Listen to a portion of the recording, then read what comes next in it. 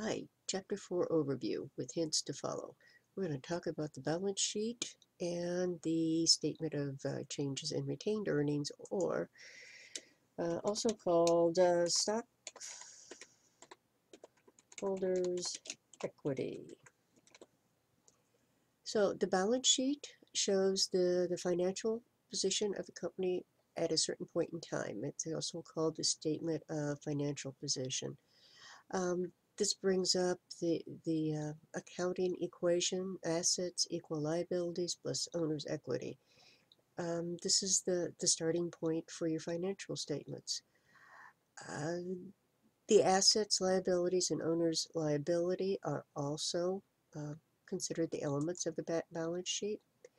They are always recorded at historic costs, which means the cost that you bought them at. That follows them throughout.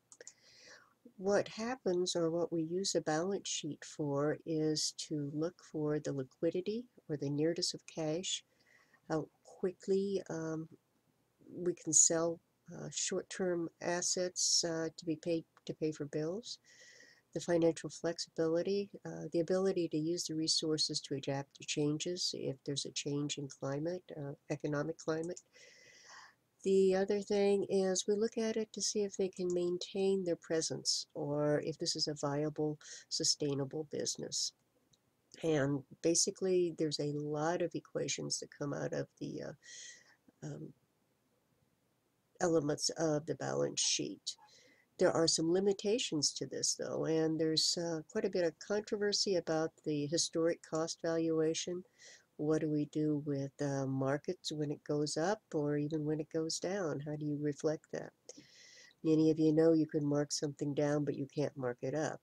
Is that a fair evaluation? It's a question we have to ask. Not all assets and liabilities are listed. Um, how about Microsoft and Bill Gates? You know, how do you put a value on Bill Gates or Steve Jobs, or uh, an engineer that for Ford that created the Mustang? So, you know, that all the liabilities are not listed. So that becomes an issue. You really have to dig to really know what is valuable. And some of the amounts are based on estimates. It makes a lot of people nervous, such as we estimate the salvage value. We estimate allowance for doubtful accounts, many things that we estimate. If we miss that estimation, then our statements aren't right. It doesn't look at periods of inflation. They're not noted, or changes in purchasing power. And sometimes it's hard to compare fair value when it's used, because not all companies use it the same. So, you know, balance sheet is a good overall reflection of the company. It does have limitations, please remember that.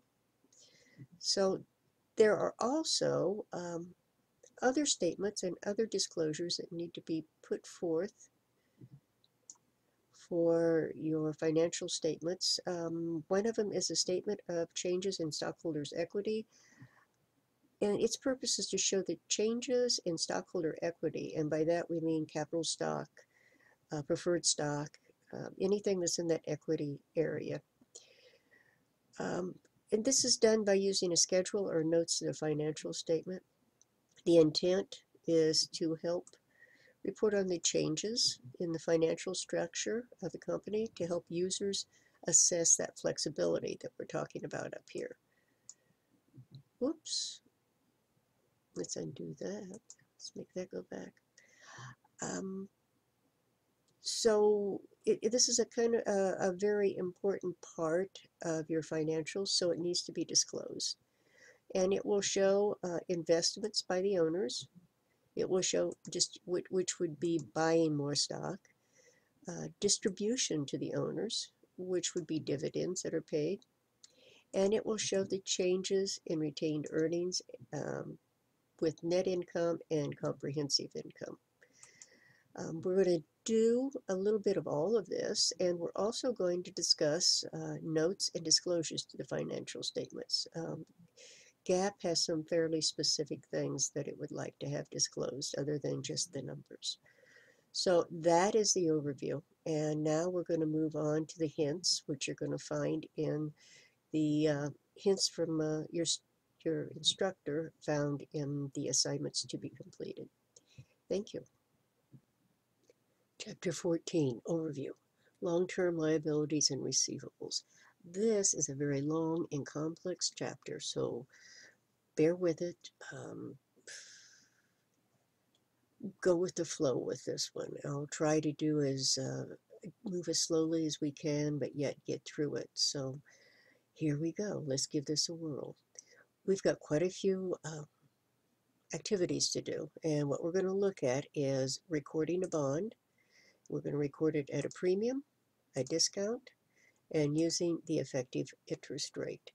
We're going to look at recording an impairment, of which I'm going to show you step by step how to do this, recording a long-term note payable, and finally serial bonds, which are bonds that come due at specific times, not all at one time, but in a series. So as you walk through this chapter, kind of focus on these concepts as we move along. So the definition of what we're looking at right now is an obligation that will not be repaid within the current year or operating cycle, whichever is true for the company. Most common examples are going to be a bond payable, long-term note payable, lease obligations, which we're really not going to look at in this chapter, but in a future chapter. Same thing with pension obligations, deferred income tax, and other long-term deferrables. The last three, leases, pensions, and deferred income, we will look at in future chapters. So right now we're basically going to look at the long-term notes payable and the bonds payable. So why would somebody finance when you could just sell stocks? Well, a variety of reasons. First of all, debt financing may be the only available source. You may not want to dilute your capital stock out there. You may not even be a public company. You may be a private company, and that may not be an option for you. Debt financing may have a lower price than any other option. It may offer income tax advantages, and we've all heard of those. When you do a long-term liability or a bond, they don't have voting rights, so you're not diluting your ability to maintain control of your company. And finally, it might offer opportunities for leverage, such as if you have a lot of equity built up into a building, you don't want to sell that building, you may use it for collateral to leverage up to create something else within your company. So those are the reasons. Let's kind of get used to some terms, especially for bonds. A bond is literally just a loan that comes due, and you have to pay the interest on it. And it has a face value, which is its par value. It has its maturity date, which is its payoff date. It has a contract rate, which is the stated rate of interest at the time that the bond was created. The effective rate is the rate that the market is bearing at the time that it is sold, which is the rate that the bond will actually be repaid on. You have the bond certificate, which is a legal document with the face value, and you have the bond indenture, which is the contract that defines the right of the holder. So those are new terms. Kind of get used to them. There's nothing big there, but I think the two biggies are going to be the contract rate and the effective rate. So let's just keep moving along. Bonds can be issued in a couple of ways. They can be issued privately to institutions, such as to a pension fund, to even an endowment fund, to a bank, to anybody, any institution that might want to invest. The other way is through the public, and they are sent to an underwriter, and then they're offered to the public, but first they have to receive approval from the authorities. You have to set the terms, the rates, the maturity date, and then you'll make a public announcement for them. The bond will have an effective rate which matches the market at the time of the offering, and that definitely may be different than the stated rate, and this is called the yield rate, which probably I should have put up under terms, but remember, yield rate. Three ways that the bond can be presented. It can be the yield and the stated rate are the same, so it's sold at face value. The yield rate is higher, or the effective rate is higher than the stated rate, it's sold at a discount. The yield rate or the effective rate is lower, so it's sold at a premium. Now, I know those all probably are fairly vague to you right now, but after we get through the chapter, you're going to see the difference. You'll actually amortize a premium and a discount, and you know how to do that, so it's just a matter of wrapping around these terms. We're going to look at various bond offerings. As you're going to see, there are several kinds. Most of them are going to come at a premium or a discount.